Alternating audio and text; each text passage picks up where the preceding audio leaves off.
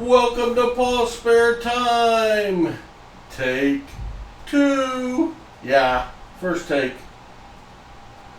was, let's just say this one's going to be a talkie. Because the first take, not so much a talkie.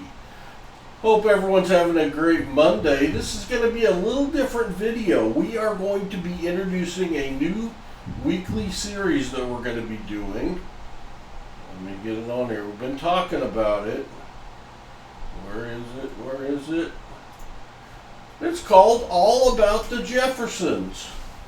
I'm going to be releasing a weekly coin hunting video. Don't know if it'll be a certain day each week, but where I do a box or two of nickels. We're going to hunt some nickels. Yeah, that's right. Nickels. Hudson and I started out before we, y'all are used to us hunting $50 on Saturdays, and we've hunted, I think, 700 boxes of $50-ish, and we love hunting $50. But before we started hunting $50, we hunted cents. We hunted pennies, and we were looking for old cents.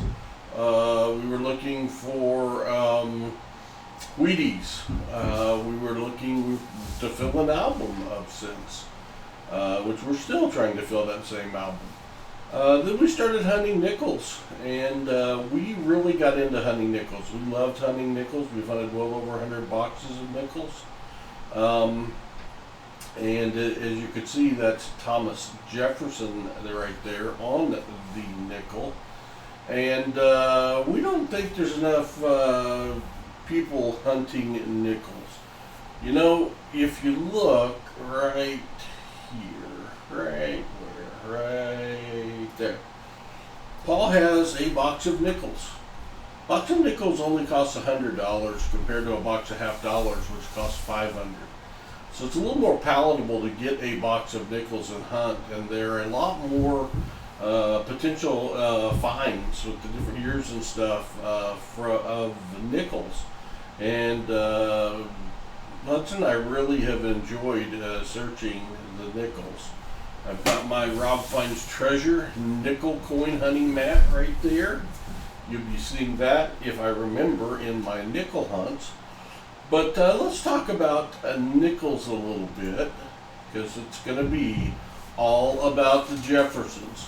And no, that's not about, moving on up and George and Wheezy.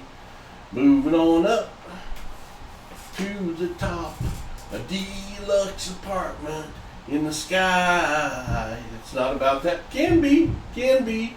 Not intended to necessarily be about that, though.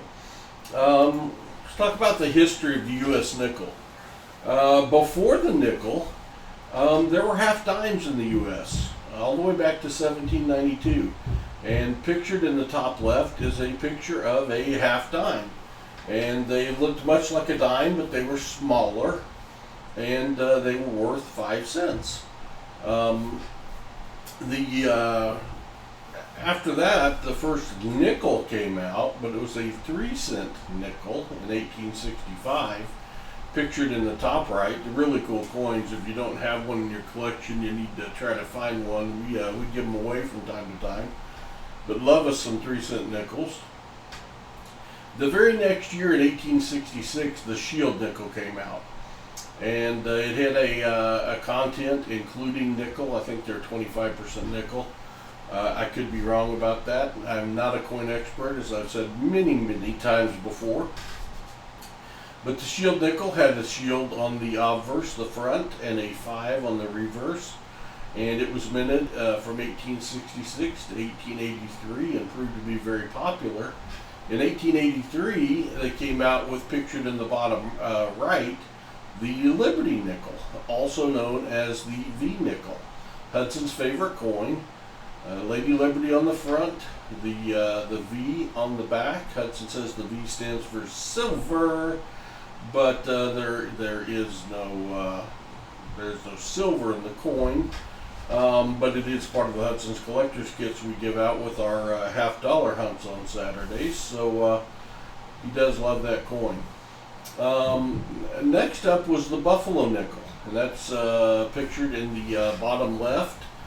You know, between this coin and the Morgan dollar, that's my two favorite coins. I really love the Buffalo nickel. It's got the Native American on the front. It's got the buffalo on the back. They were minted from 1913 to 1938. We love us some Buffalo nickels, and we will find some Buffalo nickels as we hunt the Jefferson Nickels.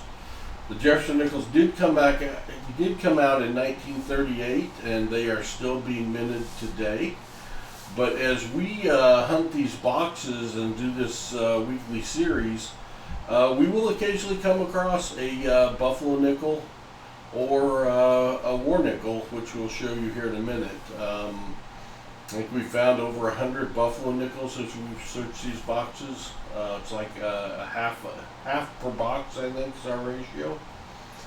So, but speaking about Jefferson Nickels came out in 1938. Were minted, well, now from 1938 to 1942.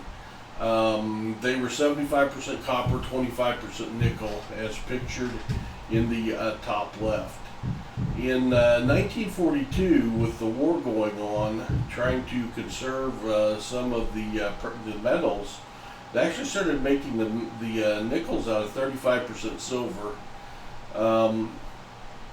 So the nickels from late 1942 and 1945, 42s can be a war nickel and have silver content, or could be a regular nickel. They made them both that year. But these can be distinguished by on the back, the mint mark is larger and it is above Monticello on the reverse. That's how you tell it's a war nickel. We will definitely find some of these as we go through and search the Jefferson Nickels. In 1946, all the way to 2003, they went back to the original design, as pictured in the top left. In 2004 and 5, they played with them a little bit, changed the obverse, the front of the coin, and on the reverse of the coin, they made 4 different coins that had a commemorative for those 2 years. And then in 2006, as in pictured in the bottom left, they put a new obverse and kept the Monticello reverse, or went back to it after the 2 years of commemoratives. So 2006 to present, that's what they look like on the bottom left. In the year 2020, they did come out with the W mint mark that was on proofs and silver only. With COVID, I don't know where those went. They didn't even end up coming out in the mint sets, so I don't even know how you ended up getting those. But those are the Jefferson Nickels we will be looking for. We started filling a book. We have 2 Jefferson Nickels we are still looking for. I think it's a 1939D, and the other one is a 1950, I think, D. If you look, one of the things that we occasionally do is Hudson and I will have a box battle where we both open our own box of nickels, and we have a competition and a scoring system for keeping track of how many points you get out of your box. And our scoring system goes something like this. On the left, a key date nickel is worth 20 points. The key dates are a 38D, a 38S, a 39D, a 39S, and a 1950D. And there's that. So the two of the ones that we need, the 2 we had needed, are both very, very low mintage key date nickels. But if you happen to find a key date nickel, they're worth 20 points. The Liberty V nickel, if you find one of those, they're also worth 20 points. We have found 5 or 6 Liberty V nickels while hunting these boxes. I actually twice have found Liberty V nickels when hunting a box of nickels on Coinsomniacs. So it doesn't happen often, but it does happen. We will find the Buffalo nickels. Buffalo nickels are worth 10 points. So you can see, if you find a key date, a V nickel, or a Buffalo nickel, you got a really good chance to win. We will find war nickels, those 1942s to 45s. Those are worth 7 points each. Semi-key date nickels are worth 5 points each. These are nickels that still have low mintage, but not quite as low as the key date nickels.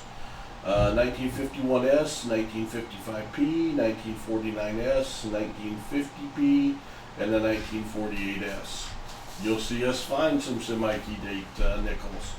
Proof nickels are worth 4 points. I think I have found one proof nickel ever. The rest of the proof nickels for our book I purchased because we just don't find proof nickels here. Maybe I found 2, but it's either 1 or 2. Any old nickel, 1938 to 1959, we pull out, and we usually keep those and check them for errors and varieties. I end up keeping all of the 30s, 38, 39 first year Jefferson Nickels. Obviously we also keep the any war nickels we find, but those older coins are worth 2 points each. A 2009 nickel is worth 2 points. 2009 was a lower mintage year. I'm really not sure they have a lot more value than any other year, but we do give 2 points for a 2009 nickel. And then any foreign nickels we find, we give 2 points for. We will find nickels from Canada. We will find nickels from Mexico occasionally. We have found nickels from other countries, and it's always cool to find a foreign coin.